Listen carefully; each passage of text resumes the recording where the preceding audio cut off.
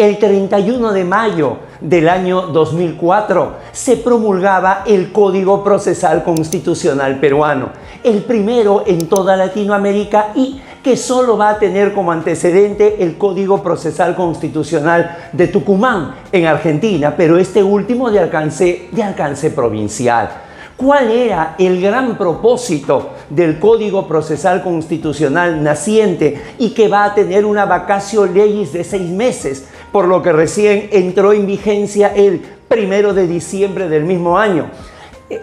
Su finalidad última era lograr la eficacia de los procesos constitucionales en general y del proceso de amparo en particular. Por ello, la revolución más importante que va a establecer justamente es el cambio de un amparo que inicialmente era un amparo alternativo regulado en la Ley 23.506 de 1982 y ahora se traía el denominado amparo subsidiario. Esto es, siempre se iba a buscar ir a la vía ordinaria. Cuando se encontrara que la vía ordinaria era igualmente satisfactoria, entonces no procedía el amparo, para que así de alguna manera pudiera reducirse la cantidad de demandas de amparo y volver a tener las características temporales de un proceso de urgencia. Y además de esta subsidiariedad del amparo, se van a unir con otros elementos que van a buscar lo mismo: la eficacia de los procesos constitucionales en general y del amparo en particular. El estandarte de estas instituciones fue el precedente constitucional. De ello hablaremos en los siguientes minutos. Soy Guido Aguilar Grados y quiero darles la bienvenida a una nueva entrega de Aula Abierta de Tribuna Constitucional. Estas clases que las realizamos dentro de nuestra escuela, a nuestros alumnos en nuestros programas de actualización, de preparación, de especialización y que luego los ponemos a disposición de la comunidad jurídica toda. Sean todos bienvenidos.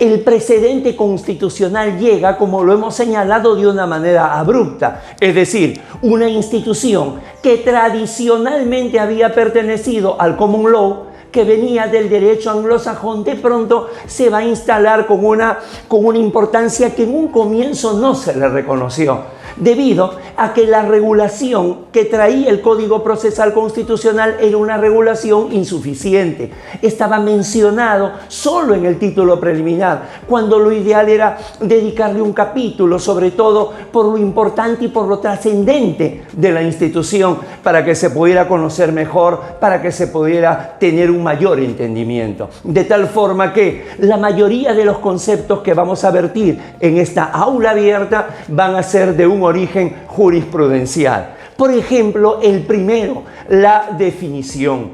El precedente constitucional viene a ser aquella regla jurídica que, partiendo de un caso concreto, el Tribunal Constitucional a partir de él va a crear una suerte de regla jurídica y le va a dar un poder normativo que va a hacer valer de una manera vinculante y total para todos aquellos casos sustancialmente iguales en el futuro. De tal manera que la magia del precedente constitucional radica allí, el hecho de ser un proceso que solamente en un comienzo tenía un alcance inter partes, luego va a tener un alcance erga omnes y, como lo vamos a ver, un alcance erga omnes absoluto.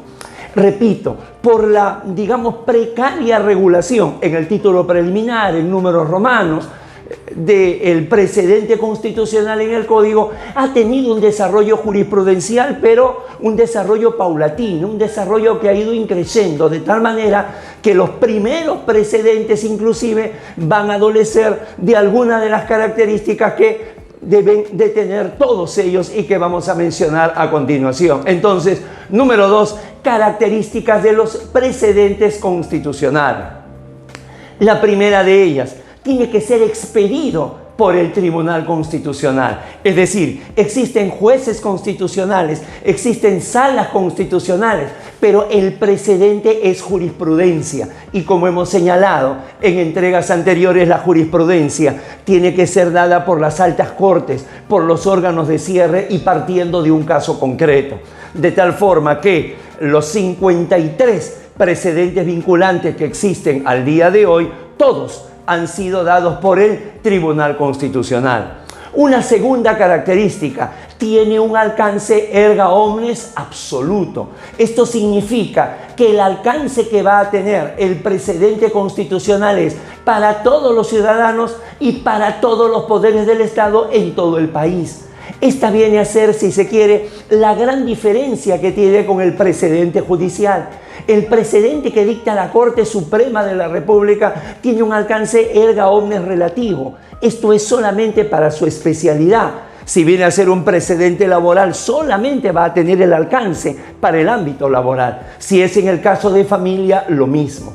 El precedente constitucional no. Por eso tiene esa característica de rango y de fuerza de ley que luego comentaremos. Es decir, tiene un alcance erga omnes absoluto. Otra característica es que el precedente constitucional solamente puede ser derogado o por una ley o por otro precedente constitucional. Pero además acá viene una característica que determina la política jurisdiccional en nuestro país. De nuevo, un precedente constitucional solo puede ser derogado por una ley o por otro precedente constitucional. Pero en el primer caso, esa ley que deroga el precedente, posteriormente puede ser sujeto de control. Y cuando se quiera controlar a la norma, si es un control concentrado, lo podrá hacer el Tribunal Constitucional. Es decir, el Tribunal Constitucional da el precedente y luego hay la posibilidad que evalúe a la ley que lo va a derogar. Esa es la fuerza, esa es la potencia de la institución que tocamos el día de hoy. Número 4, se aprueba por mayoría sobrecalificada. Esto viene a ser uno de los grandes aportes del nuevo Código Procesal Constitucional. No el originario, el del año 2004, sino el actual, el del año 2021, cuando a las características que ya nos mencionaba la anterior normatividad sobre el Tribunal Constitucional y que eran características fundamentalmente de forma, es decir, que tenía que ser una sentencia con autoridad de cosa juzgada, que solamente era precedente o lo que constituía precedente tenía que estar mencionado en la sentencia y que si se quería cambiar de precedente se tenía que fundamentar fáctica y jurídicamente de una manera potente. Además de ello, insisto, el artículo 6 del título preliminar del Código Procesal Constitucional señala la necesidad de 5 votos. Si uno comienza a dar una mirada a los primeros precedentes, vamos a encontrar precedentes constitucionales con 3 votos. Es decir, una sala del Tribunal Constitucional daba un precedente. Eso el día de hoy es imposible. Cuando se va a dar un precedente tiene que reunirse el Pleno, porque la votación para que califique un precedente es la mayoría calificada. 7 miembros, la mitad 4, la mayoría calificada, la mitad más 1, 5 votos. Y esto tiene bastante lógica, porque el Tribunal Constitucional es el órgano de control de la Constitución. Y para declarar la inconstitucionalidad de una norma y expulsarla del ordenamiento jurídico, necesita 5 votos. Y esa es su labor genuina, esa es su labor reconocida por el texto constitucional en el artículo 201. Más bien esta labor, ya lo vamos a ver en breve, no es una labor que esté reconocida en la Constitución.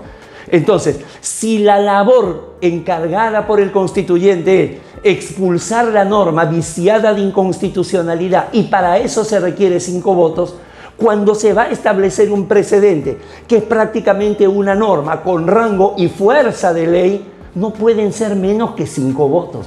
De tal manera que acá se ha dado un paso adelante porque tenemos, insisto, precedentes numerosos con 3 y 4 votos. Otra característica es que la sentencia que contiene el precedente debe ser necesariamente una sentencia meritoria. Esto es, una sentencia que adquiera la calidad de cosa juzgada, que se pronuncie sobre el asunto de fondo. Puede ser de manera estimatoria fundada o de manera desestimatoria infundada, pero debe ser una sentencia de mérito. Otra característica, la sentencia en su parte resolutiva debe señalar con precisión cuáles son los fundamentos jurídicos que constituyen precedente. Esto es, no es precedente toda la sentencia, es precedente solo aquellos fundamentos que indique la parte resolutiva. Por ejemplo, pueden señalar del fundamento 6 al fundamento 19 constituyen precedentes vinculantes. Penúltima característica, un precedente puede contener reglas y estas reglas pueden ser materiales o pueden ser procesales.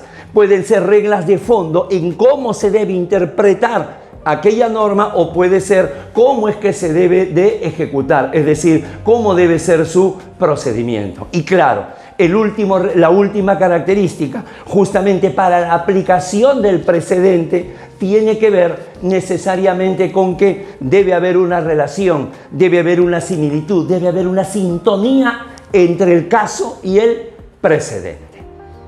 Punto número 3. ¿Cuál es la tipología del precedente constitucional en el Perú? Esto es muy importante porque el precedente tiene una serie de variantes, tiene una característica poliédrica. Sin embargo, ¿no?, en el Perú se ha apostado siempre por una entre varias alternativas. Entonces la tipología la vamos a ver desde 3 puntos de vista. Primero, según su vinculatoriedad. ¿Qué tanto? ¿Cómo es que vincula? Existe el precedente vinculante vertical, el que viene de las altas cortes hacia las cortes inferiores, y se tiene el precedente vinculante horizontal, propio de los países federales. El Perú es un país unitario y descentralizado, de tal manera que el precedente constitucional lo da el Tribunal Constitucional y es una suerte de orden vertical hacia los demás. De tal manera que la característica, según su vinculatoriedad, puede ser vertical u horizontal. En este caso, en el Perú es vertical. Segundo, según su alcance normativo, es decir, ¿qué tipo de eficacia tiene el precedente? Por ejemplo, el precedente administrativo tiene una eficacia persuasiva. Por ello el nombre de precedente de observancia obligatoria. Es obligatorio siempre darle una mirada, darle una revisión. Y si se quiere apartar, con una fundamentación sólida se puede realizar. Por eso es una eficacia persuasiva. Hay también la denominada eficacia erga omnes relativa, que ya la mencionamos, es propia del precedente judicial, solamente para esa materia, solamente para esa especialidad. En cambio, como ya lo adelantamos, el precedente constitucional tiene en su alcance normativo una eficacia erga omnes absoluta, para todos los ciudadanos, para todos los poderes del Estado en todo el país. Verdaderamente tiene fuerza de ley. Y por último, según su construcción, hay 2 alternativas, hay 2 posibilidades. La primera, que se cree el precedente de una manera impositiva, ¿no? Es decir, de una manera que el tribunal dicte un precedente y a partir de ese precedente comience a tener, a partir de esa sentencia que contiene el precedente, ya comience a hacerse efectivo su alcance. Y hay otros que no, que más bien tiene una característica formativa. No se da desde la primera sentencia, obedece a la propia característica de la jurisprudencia, es decir, se manejan con sigilo, con cuidado. No es que desde la primera sentencia ya sea vinculante, no. Se da una sentencia iniciadora o fundadora, luego una sentencia confirmatoria y así. Puede ser que a la tercera o a la cuarta recién se constituya, recién se forme el precedente. De ambas, entre la impositiva y la formativa, el Perú ha apostado por la impositiva. Otra característica, la número 4, ¿Cómo es reconocido el precedente constitucional en la normatividad nacional? Comenzaremos. Primero, el precedente constitucional no tiene base constitucional. Si uno tiene en PDF la Constitución peruana, le pone control F, tipea precedente, va a aparecer 0 veces esa palabra en el texto constitucional. Por lo tanto, no tiene base constitucional.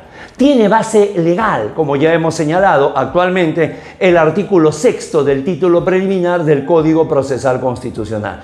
Pero todo el sustento, digamos, todo el soporte, todo el peso descansa principalmente en la base jurisprudencial. Y para ello hay dos sentencias paradigmáticas. La sentencia 00024 del año 2003, proceso de inconstitucionalidad, el caso Municipalidad Distrital de Lurín. Llama la atención que en un proceso de inconstitucionalidad se regule el precedente. Más pareciera que hubiera sido un pretexto para poder complementar una legislación normativa que estaba incompleta, ¿no? Y la otra es la sentencia 3741 del año 2004, el caso Ramón Hernando Salazar Yarlenque, un caso que más es reconocido, el precedente del control difuso administrativo, que luego va a ser eliminado, que por las características que establece de la institución que estamos mencionando.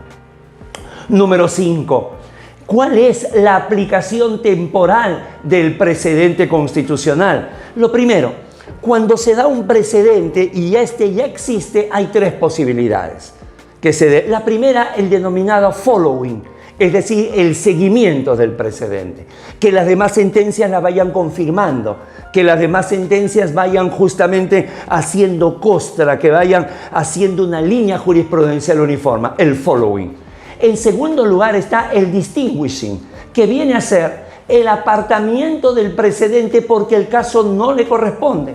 Esto es, la parte que llega al juez establece, señor juez, aplíquele a mi caso este precedente. Y el juez al momento de analizar ve que ese precedente no es soluble, que ese precedente no calza con el caso. Y entonces lo que hace es apartar, girar. Ahí se denomina distinguishing. Y la institución seguramente, la tercera, la más reconocida, la que ocasiona muchas veces hasta un sismo de grado 8 en la escala de Mercalli, es el denominado overruling. El overruling, el fin de la regla, es decir, el cambio de precedente, la anulación de un precedente y la creación de otro.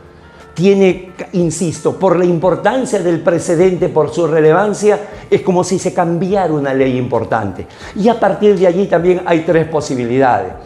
La lógica, la normal, la natural, es que si antes había un precedente y el caso se ha resuelto con ese precedente, por seguridad jurídica, el nuevo precedente no se le aplica al caso concreto, sino que se aplique a partir del siguiente caso. A ello se conoce bajo el nombre del prospective overruling.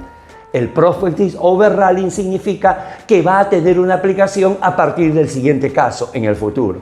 Sin embargo, si bien es cierto, se ha comenzado con un precedente y luego se cambia el precedente, y por seguridad jurídica tendría que aplicarse desde el siguiente caso. ¿Qué pasa si este nuevo precedente favorece al recurrente? Es decir, lo protege más que el anterior precedente. Por lógica, tendría que aplicarse, ¿no? Y a eso entonces se llama el present overruling. Es decir, cambia la regla desde el caso en que se ha iniciado. Y por último, si es que el anterior precedente, el precedente que cambia, era un precedente que pertenecía al derecho sancionador y que por lo tanto ha restringido derechos, y el nuevo precedente es favorable, tiene mayores ventajas, entonces puede aplicarse inclusive hacia atrás, lo que se llama el pass overruling. De nuevo, entonces, a ver, la aplicación temporal, el seguimiento del precedente following, cuando el caso no calza con el precedente distinguishing, cuando hay un cambio en el precedente, se anula el anterior para crear uno nuevo, overruling. Este overruling normalmente debiera ser prospective, pero si es más favorable al recurrente puede ser también present. Y si ha significado el extinto precedente una restricción de derechos perteneciente al derecho sancionador, puede ser pass overruling. Número 6, la ubicación jerárquica que debe tener el precedente constitucional. Ya lo hemos dicho, ¿no? Tiene rango de ley y tiene fuerza de ley. Sin embargo, algunos estudiosos del derecho procesal constitucional en el Perú señalan que como el Tribunal Constitucional es el supremo intérprete de la Constitución y lo que hace es interpretar el texto creando una suerte de normas adyacentes, lo complementa por la clara característica que tiene el texto constitucional de ser una norma incompleta, imprecisa, declarativa por excelencia. Hay quienes señalan que los precedentes tienen rango constitucional. Aquí en EGACAL, Escuela de Derecho, no compartimos respetuosamente esa posición. Señalar que el precedente o los precedentes constitucionales tienen rango constitucional significaría darle al Tribunal Constitucional el carácter de poder constituyente, que nadie se lo ha otorgado. Ni por asomo en la Constitución aparece algo que se le asemeje. Que de alguna manera, por el alcance erga omnes que tiene, por el órgano que lo interpreta, tiene una fuerza que inclusive puede en algunos casos ser superior a la ley, seguro, pero nunca alcanza el rango constitucional. Entonces, podríamos decir que está por encima de la ley y por debajo de la Constitución. A esto es lo que nosotros hemos denominado la teoría del cuello de cóndor, dado a que la pirámide kelseniana, como lo pueden ver en el cuadro, la pirámide kelseniana asemeja a un cóndor con las alas plegadas. Pero si nosotros colocamos al precedente debajo de la Constitución y por encima de la ley, sobresale en el vértice superior como si fuera el cuello del cóndor. La teoría del cuello de cóndor, una verdadera revolución sobre la ubicación en la pirámide kelseniana del precedente constitucional, encima de la ley, pero debajo de la Constitución. Bien, número 7, otra característica. ¿Qué estructura tiene la sentencia de un precedente constitucional? Va a tener la misma estructura que tiene toda la jurisprudencia constitucional relevante, es decir, todos aquellos casos que ya son erga omnes. No pueden seguir manteniendo la estructura de parte expositiva, considerativa, resolutiva, porque esa es, si se quiere, una estructura hecha para una sentencia interpartes. Esta es una sentencia ley, esta es una sentencia que va a normar, esta es una sentencia con un alcance mayor. De ninguna manera puede restringirse solamente a 3 partes. Entonces tiene 5. La primera, la razón declarativa o axiológica, donde se señala la ideología, el programa político, los valores, la doctrina. Ya se hace generalmente una validación. Se habla de la trascendencia del tema que se va a tocar para justificar su alcance erga omnes. La segunda, con toda seguridad, es la más importante, la denominada ratio decidendi, o la razón suficiente, ¿no? Aquí es donde viene el caudal argumentativo, aquí es donde viene el arsenal de las buenas razones para justificar. Si alguien comienza a leer una sentencia desde el inicio, llegando a la ratio decidendi, si ésta está bien sustentada, puede advertir cómo termina ese proceso, cómo termina la demanda, fundada, infundada, improcedente, solamente de analizar la ratio decidendi sin necesidad de llegar al fallo. Tercero, la razón subsidiaria o también llamada obiter dicta. En este caso, el nombre no representa genuinamente la importancia de esta parte. Obiter dicta quiere decir dicho sea de paso, como si fuera una cuestión menor. Es cierto, no le hace a la esencia del precedente, pero sí va a desarrollar una doctrina jurisprudencial tan importante que muchas veces sirve inclusive de apoyo, sirve de soporte a la ratio decidendi. 4. La razón preceptivo-normológica. ¿Qué artículos de la Constitución, qué artículos de la Convención, qué jurisprudencia nacional, qué jurisprudencia supranacional es la que se ha utilizado para llegar a esa conclusión? Y por último, el fallo concreto. 8. El precedente constitucional, su justificación.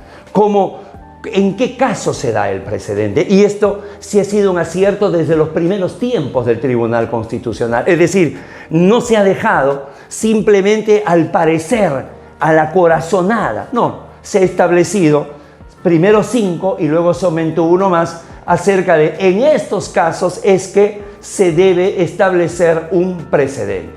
La primera, cuando existen pronunciamientos tanto judiciales o administrativos que se dan de una manera contradictoria, vienen resolviendo de manera disímil casos similares. Entonces ahí el precedente tiene una función más bien unificadora, casi como una casación. Un segundo momento es cuando los pronunciamientos judiciales y administrativos ahora ya no son disímiles, son uniformes, son similares, pero equívocos, erróneos, extraviados. Entonces acá viene ya el tribunal señalando cuál debe ser la real y auténtica interpretación de la Constitución. El tercer momento es definitivamente el principal, el más recurrente, cuando se advierta la existencia de un vacío normativo. Y esto hay una enorme responsabilidad por el ocio legislativo. El Congreso, que debiera dar una norma de desarrollo constitucional, que debiera darle prioridad, a veces se distrae en otros temas, sobre todo de naturaleza político-fiscalizadora. Entonces, ante esa oquedad, ante ese vacío, es que se da un precedente constitucional. Esta es la causal más recurrente. Cuarto, ahora no hay vacío, ahora existe una norma, la norma está, pero la norma carece de una interpretación constitucional. Entonces el precedente la da. Y quinto, para una primera etapa, es cuando hay la necesidad de cambiar el precedente. Cuando ese precedente ya caducó, cuando las situaciones muchas veces políticas, sociales, económicas se han transformado, entonces hay la necesidad de un precedente. Estas 5 fueron dadas de manera inicial y luego se estableció una sexta que se dio producto de la práctica, es decir, en el marco de un proceso constitucional de tutela de derechos, habeas corpus, amparo, habeas data, cumplimiento, el Tribunal Constitucional constata la inconstitucionalidad manifiesta de una disposición normativa. Entonces, claro, no solamente afecta al reclamante, porque si no haría el control difuso, sino que además de afectar al reclamante, afecta a otros. Es decir, esto se puede extender de manera general. Entonces lo que hace es que dicta un precedente, es decir, si el control difuso de constitucionalidad tiene un límite, se aplica al caso concreto. Con esta causal, el tribunal, mediante un precedente, puede extender ese control difuso a la generalidad de ciudadanos y órganos públicos. 9. ¿Cuál ha sido el ámbito de desarrollo de los precedentes? Bueno, en primer lugar está el ámbito previsional, en segundo lugar el ámbito laboral y en tercer lugar el ámbito administrativo. Han sido estos tres, el previsional, el laboral y administrativo, quienes pueden llegar a sumar un 70% de los precedentes. Luego se ha dado en materias tan importantes como la electoral, como por ejemplo la parlamentaria, en los mismos procesos constitucionales, a pesar de que están regulados en el Código Procesal Constitucional, en la práctica surgían desinteligencias que era necesario poder aclararlas, en la parte de los derechos fundamentales, sobre todo cuando se tiene un amparo como el peruano, que es un amparo subsidiario, es decir, solamente procede si es que no existiera una vía igualmente satisfactoria. Y por último, para que se vea el alcance de los precedentes, se ha dado inclusive en el arbitraje, en la más privada de las disciplinas. Y por último, queremos terminar con esta institución, este rápido repaso que se le ha dado a una institución tan notable, tan importante como el precedente, con sus aportes, ¿no? Y como lo hemos señalado, primero ha servido para delimitar los derechos fundamentales.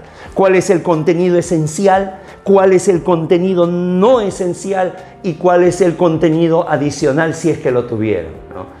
En segundo lugar, ha sabido para delinear cuál es el alcance de algunas instituciones. Muchas veces, repito, el texto constitucional, que es genérico, y una legislación que no es del todo precisa, se ha recurrido para ello, ¿no? Lo mismo que la procedencia de los procesos constitucionales.